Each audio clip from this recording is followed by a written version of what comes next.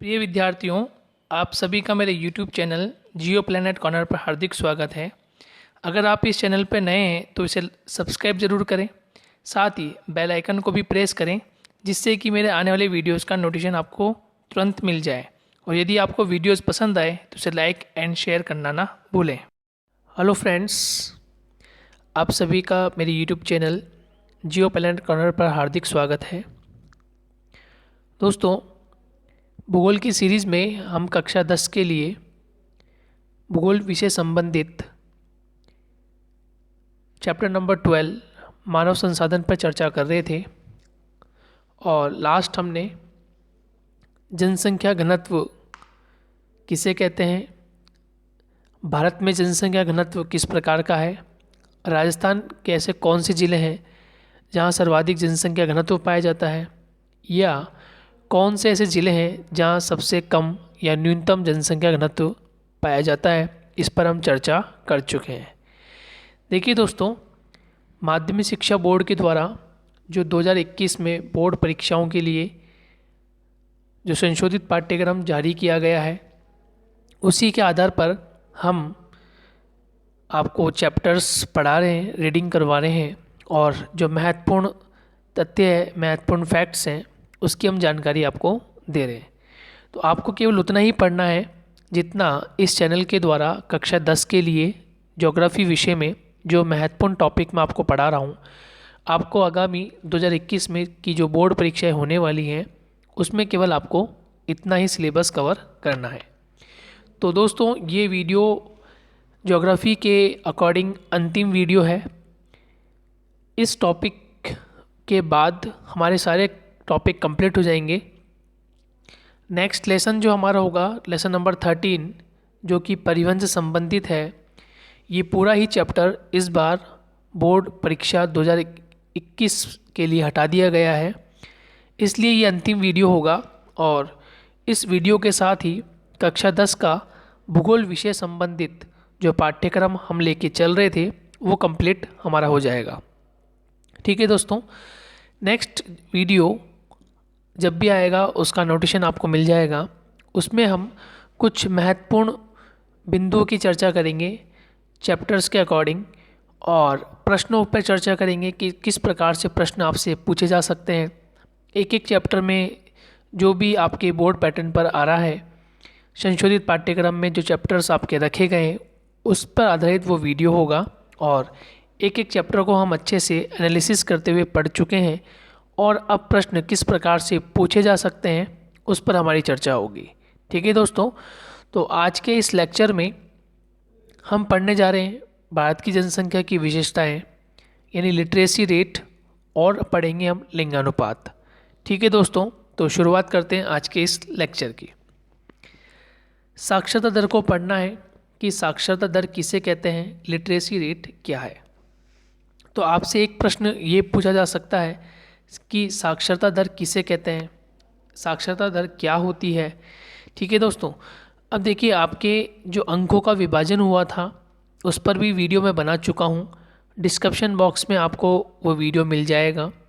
Geography में कौन कौन से चैप्टर्स 2021 की बोर्ड परीक्षा में आने वाले हैं, कौन सा चैप्टर कितने मार्क्स का होगा, इस पर हम डिस्कशन कर चुके हैं।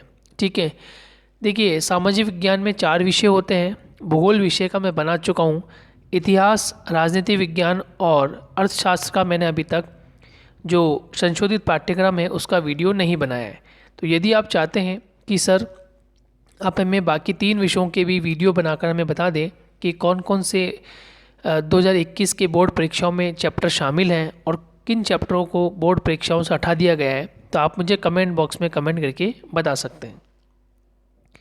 चलिए दोस्तों, साक्षरता दर की बात करते हैं। साक्षरता किसी भी जनसंख्या का बहुत ही महत्वपूर्ण गुण है।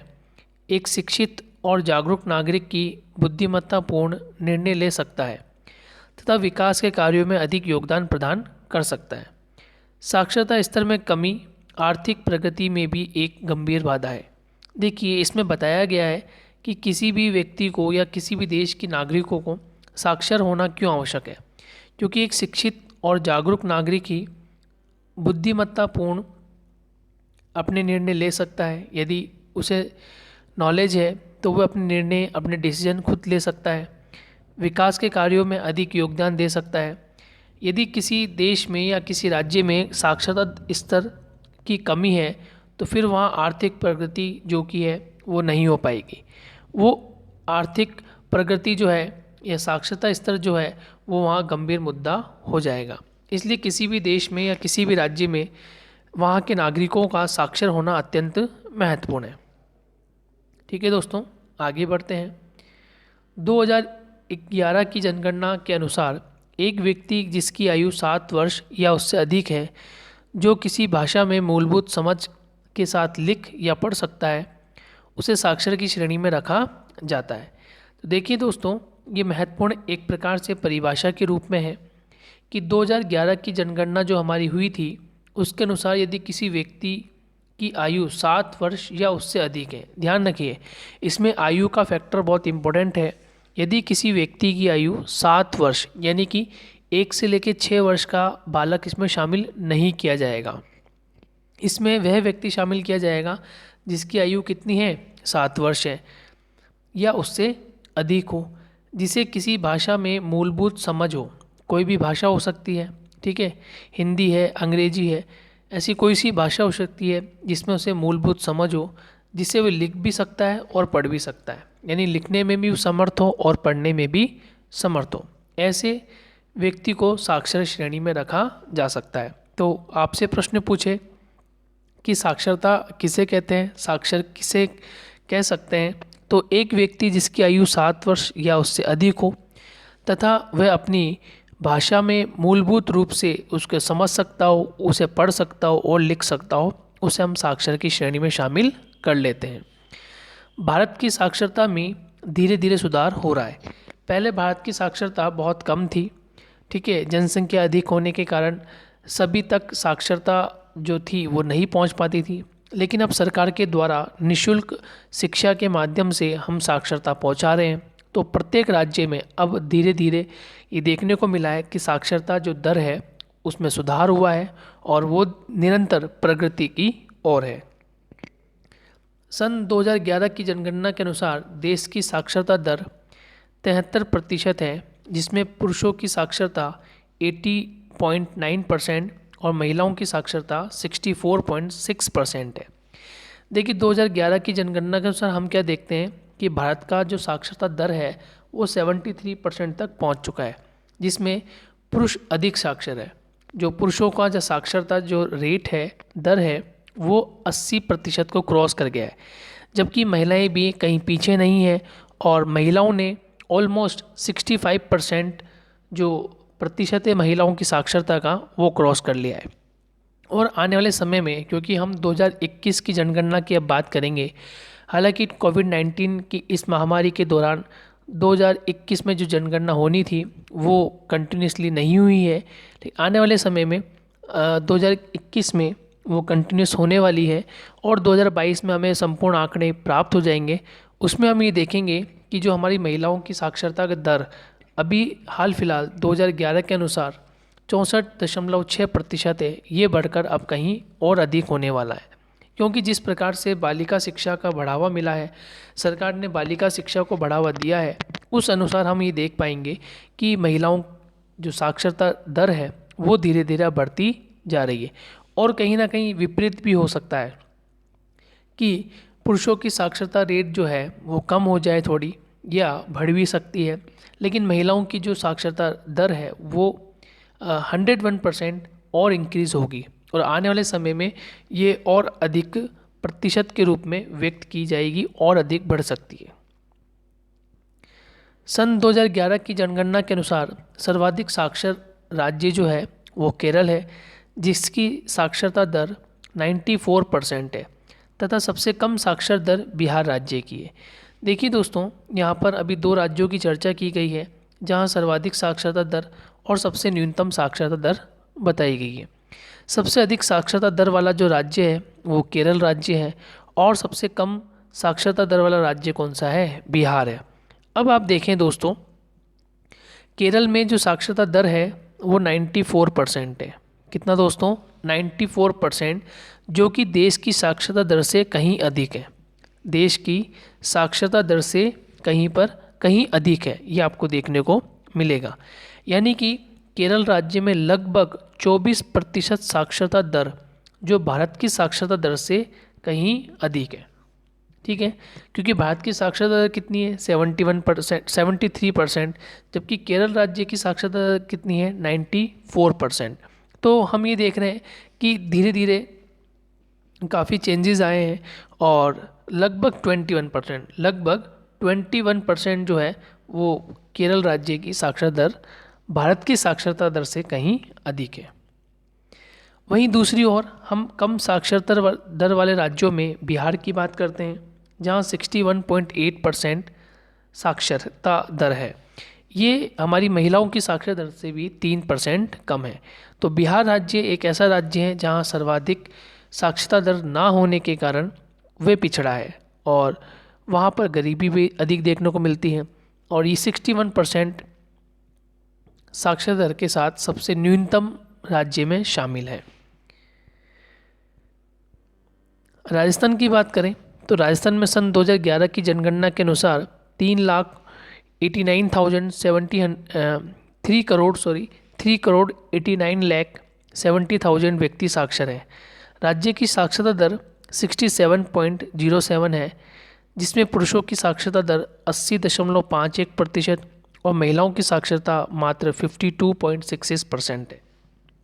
अब देखिए दोस्तों, राज्य की साक्षरता की बात करें यानी राजस्थान में साक्षरता दर की बात करें तो हमें कितना परसेंट देखने को मिलता है 67.07%, जिसमें से हम यदि देश की साक्षरता की बात करें तो देश की साक्षरता है 74%। ठीक है, देश की साक्षरता कितनी है 74%। उस लिहाज से हम देखें तो ऑलमोस्ट यानी कि 7% राजस्थान की जो साक्षरता दर है राष्ट्रीय साक्षरता दर से कम है। ठीक है, जबकि पुरुषों की साक्षरता दर लगभग ठीक है यानी 80% के अबव क्रॉस कर रही है, जबकि महिलाओं की जो साक्षरता दर है वो 52% है, 52%। जबकि हम बात करें भारत में जो महिलाओं की साक्षरता दर है वो ऑलमोस्ट 75% है और राजस्थान में जो महिलाओं की साक्षरता दर है वो 52% है। इसका मतलब 13% राजस्थान में महिलाओं की साक्षरता कम है। ठीक है, तो इस पर हमें विचार करना होगा, इस दर को हमें और कहीं अधिक बढ़ाना होगा।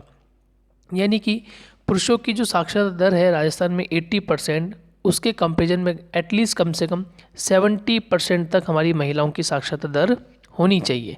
इसका मतलब लगभग हमें 17 से 18% साक्षरता दर को और अधिक बढ़ाना होगा। ठीक है दोस्तों, राजस्थान में पिछले दशकों में साक्षरता दर में काफ़ी वृद्धि हुई है, किंतु अभी भी राजस्थान साक्षरता की दृष्टि से राष्ट्रीय औसत से पीछे है, जो मैंने आपको अभी जस्ट बताया है। क्योंकि राजस्थान में कुल साक्षरता दर कितनी है 67 और राष्ट्रीय स्तर पर कितनी है 74, तो उसके अकॉर्डिंग लगभग 7% साक्षरता दर अभी भी कम है।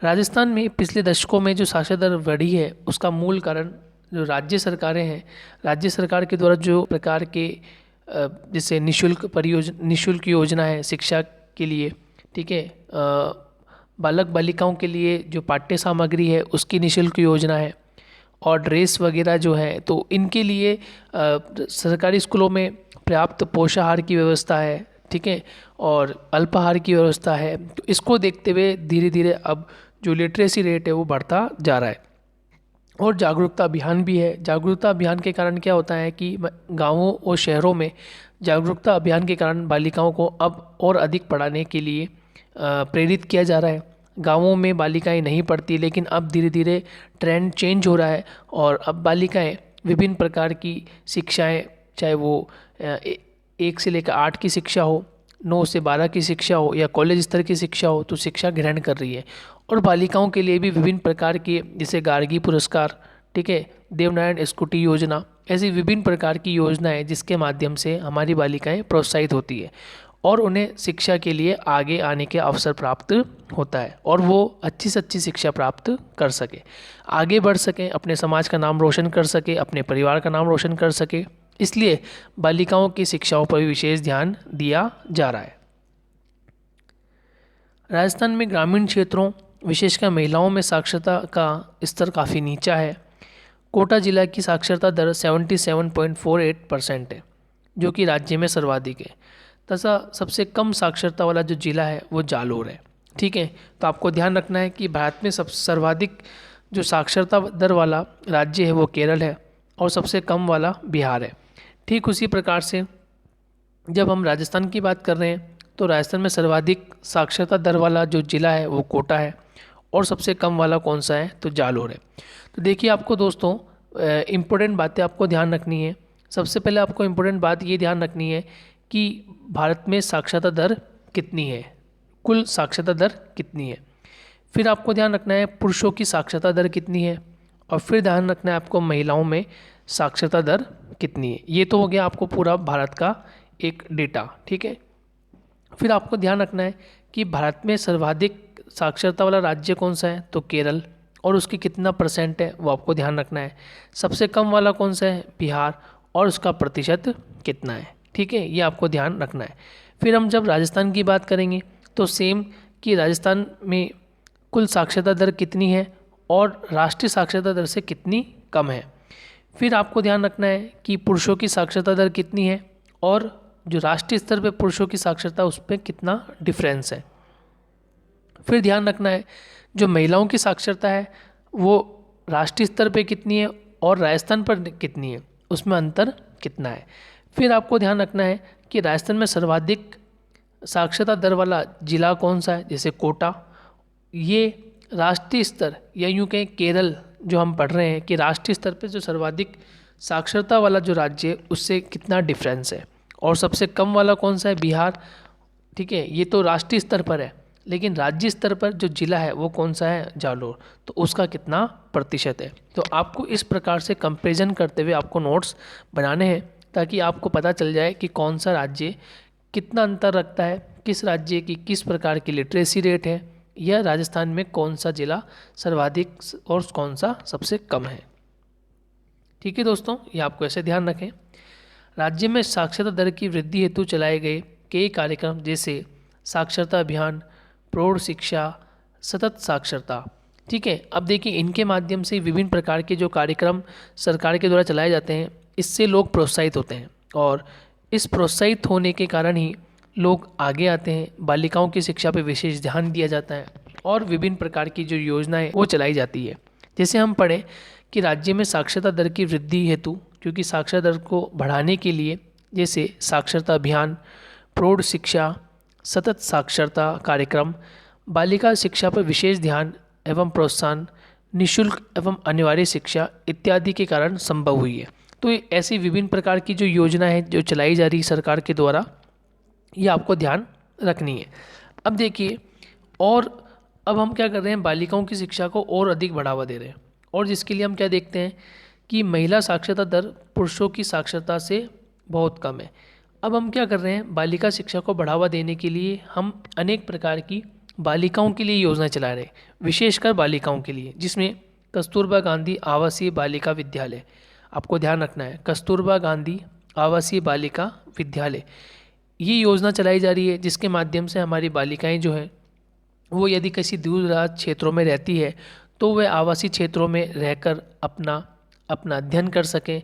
ठीक है, अपनी प्रगति कर सकें, परिवार और समाज का नाम रोशन कर सकें। इसके अलावा हम देखें ग्रामीण बालिकाओं को ट्रांसपोर्ट वाउचर, ठीक है, यानी कोई बालिका का यदि स्कूल विद्यालय जो है वो गांव से दूर है तो उनके लिए ट्रांसपोर्ट वाउचर की सुविधा उपलब्ध करवाई गई है सरकार के द्वारा कि वो घर से निकलकर विद्यालय पहुँचे और फिर विद्यालय में अध्ययन करने के पश्चात वापस अपने घर पहुँचे। तो उसकी हमें ज़रूरत पड़ी तो हमने बालिकाओं के लिए ट्रांसपोर्ट वाउचर यानी कुछ राशि उसको हम सरकार के द्वारा 1 महीने के अंतर्गत दी जाती है, जिससे वह परिवहन का सहायता से वे एक स्थान अपने घर से विद्यालय और विद्यालय से अपने घर पुणे जा सके और अपना अध्यापन का जो कार्य है वो पूर्ण कर सके। इसके अलावा गार्गी पुरस्कार है ना, आप सब जानते हैं गार्गी पुरस्कार 10वीं कक्षा में अच्छे अंक लगभग 70-80% जो बनते हैं उन बालिकाओं को प्रोत्साहन राशि के रूप में गार्गी पुरस्कार दिया जाता है।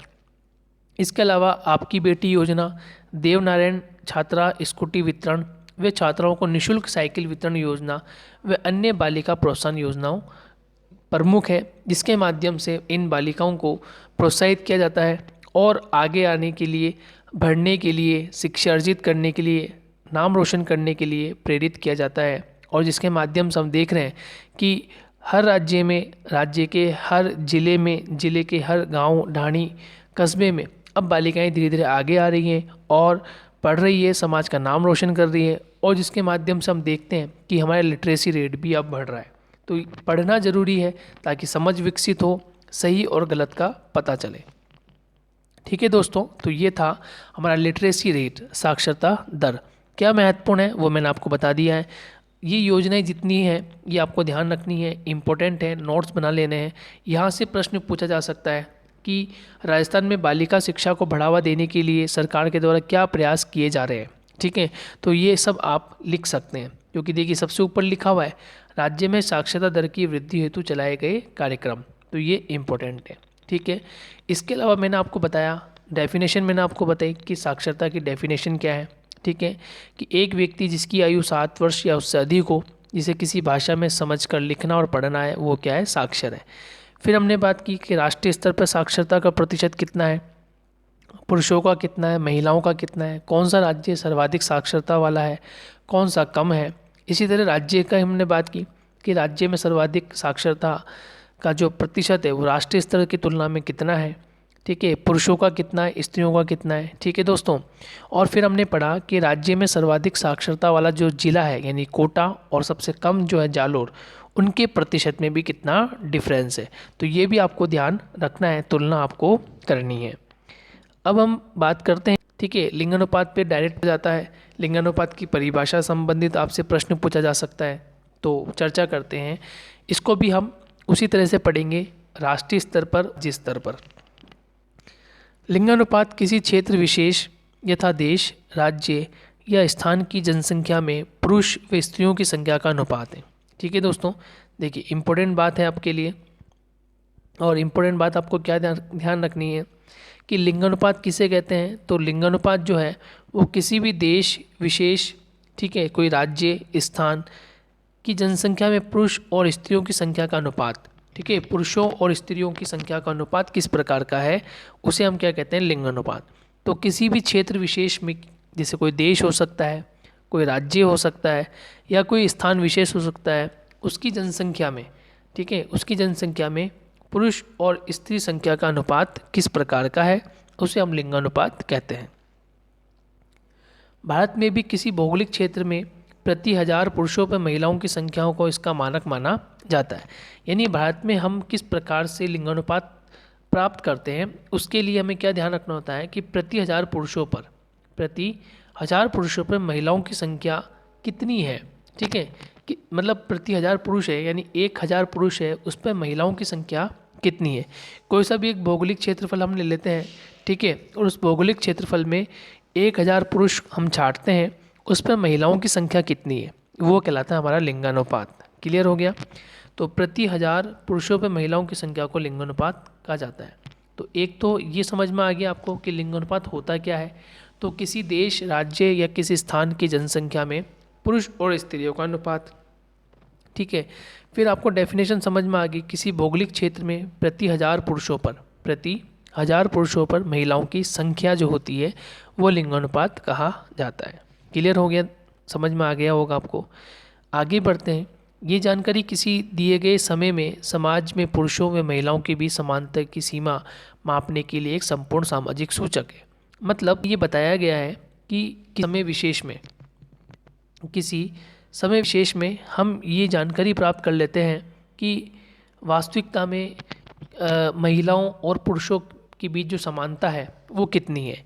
तो समानता की सीमा को हम नाप सकते हैं, यानी महिलाओं की भी समानता तथा असमानता की स्थिति को मापने का एक महत्वपूर्ण सामाजिक सूचक है।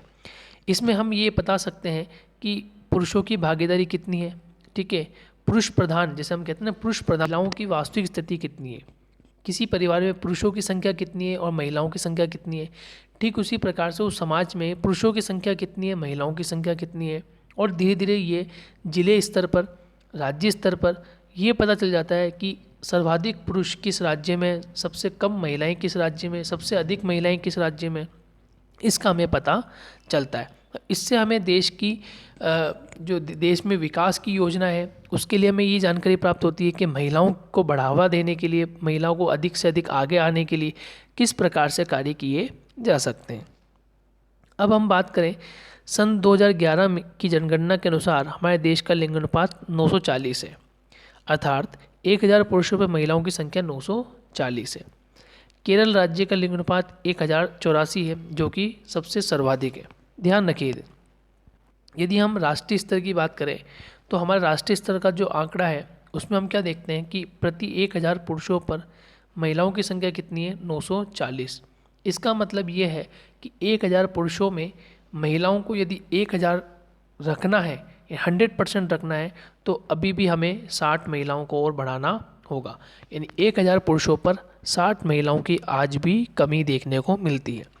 जबकि दूसरी ओर हम जब केरल राज्य की बात करते हैं तो केरल राज्य का जो लिंगानुपात है वो राष्ट्रीय स्तर से कहीं अधिक है, राष्ट्रीय स्तर से कहीं अधिक है। अब इसमें आप देखें तो आपको क्या देखने को मिलेगा, लगभग 144 महिलाएं जो हैं वो अधिक है, 144 महिलाएं अधिक है। यानी कि पुरुषों के अनुपात में देखें तो 84, यानी 1000 के अनुपात में देखें तो 84 महिलाएं अधिक है ना। 1000 पुरुषों पे हम देखें तो केरल राज्य में 84 महिलाएं अधिक है। और यदि हम राष्ट्रीय स्तर से चर्चा करें, क्योंकि राष्ट्रीय स्तर पर तो 1000 पुरुषों पर 940 महिलाएं हैं, तो उस हिसाब से हम देखें तो ऑलमोस्ट 144 महिलाएं जो है राष्ट्रीय स्तर की तुलना में कहीं केरल में अधिक है। तो ये एक गंभीर समस्या है, इसको हमें समझना है ताकि महिलाओं की स्थिति भी सुधारी जा सके और महिलाओं को भी पुरुषों के बराबर रखा जा सके।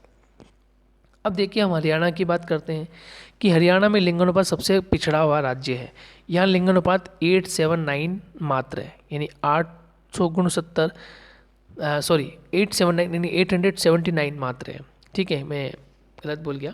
तो यहाँ जो लिंगानुपात है 879 मात्र है, यानी यहाँ 1000 पुरुषों पर 879 महिलाएं काबिज है। तो हरियाणा का जो लिंगानुपात है वो पूरे देश भर में सबसे कम पाया जाता है, ये आपको ध्यान रखना है।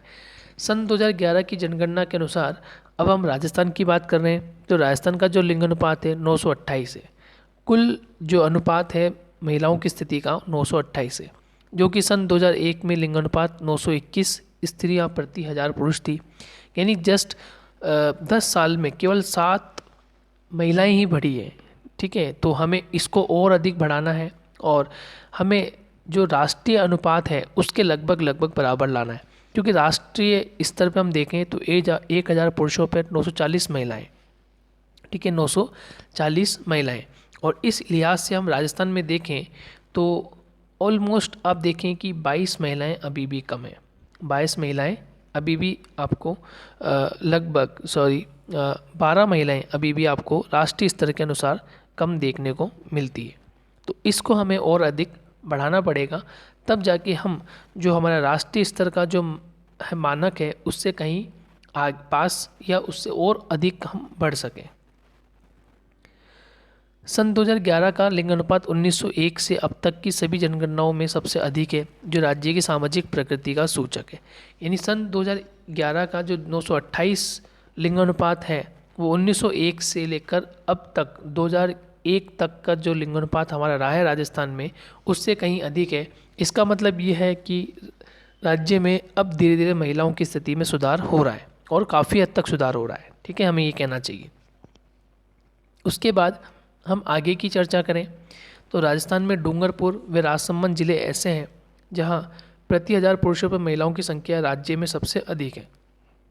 तो ये बहुत अच्छी बात है और ये एक सराहनीय योग्य बात है कि धीरे धीरे डूंगरपुर और राजसमंद जिले अब आगे आ रहे हैं।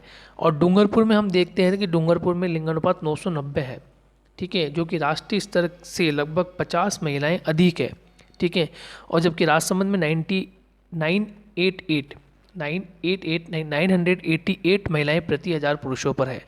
तो ये एक संकेत है, ये एक सूचक है कि महिलाएं इन राज्यों में अग्रणी है, इन राज्यों में अपनी भागीदारी को समझ रही है, सामाजिक जो प्रथाएं उनको दरकिनार करते हुए आगे की ओर बढ़ रही है और यहाँ पर अनुपात धीरे धीरे और बढ़ता जा रहा है। शिक्षा के कारण ये देखने को और अधिक मिलता है।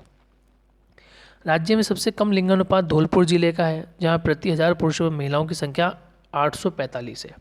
तो हमें क्या करना है कि हर राज्य में अवेयरनेस करनी है राज्य सरकारों के द्वारा, ठीक है, राज्य की सरकारों के द्वारा जिला स्तर पर हमें इस तरह के कार्यक्रम चलाने होंगे जिसके माध्यम से हम महिलाओं के स्तर को आगे बढ़ा सके, ऊंचा कर सके, साक्षरता के माध्यम से, ठीक है, समाज की सेवा करके, और विभिन्न प्रकार के ऐसे क्रियाकलाप हो सकते हैं जिसके माध्यम से हम महिलाओं को आगे बढ़ा सकते हैं, महिलाओं का विकास कर सकते हैं और महिलाओं को एक अच्छी स्थिति तक हम पहुंचा सकते हैं। तो इसमें हम सबका प्रयास जरूरी है, किसी एक व्यक्ति के प्रयास से बदला नहीं जा सकता।